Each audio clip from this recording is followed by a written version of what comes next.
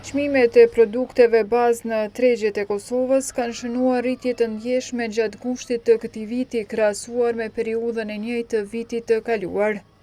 Sipas të dhënave nëpër markete, një pak ovezë që vjet në gusht ka kushtuar 2,50 euro, në gusht të këtij viti u shit për 3,55 apo 42% më shtrenjtë. Rritje prej mbi 17% pati edhe te vaji i lulediellit. Nga 1,44 euro sa kushtonte në gusht të 2024-s, këtë vit ai kushton rreth 1,69 euro. Rritja e çmimeve sipas kryetarit të Odës Ekonomike Lulzim Rafuna është bërë me një ritëm më të shpejtë se sa që është parapar. Ne kemi parapar që mbi 4% të tjetë ka fundi muajit tetor, kurse tani jemi muajin shtator dhe e ka tejkalu 4,51%. Kjo ne duke ullë prodhimin tonë, duke importu madhra më shumë nga jashtë, ne importojmë edhe inflacionin, po e kemi shkaktu edhe mbrenda, kemi simulu pesë mbrendshmi nëpërmjet rritjes së fakturave të energjisë elektrike dhe kjo ka mu pasqyru edhe në muajin e vijim, ka më shku duke u rritë.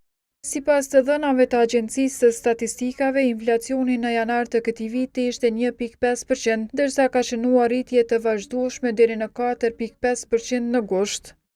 Një vit më parë, në gusht të 2024-s, inflacioni ishte vetëm 1,4%.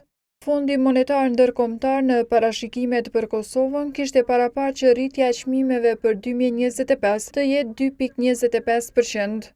Ndërsa Banka Qendrore e Kosovës ka parapar që norma mesatare e inflacionit të jetë 3,3%.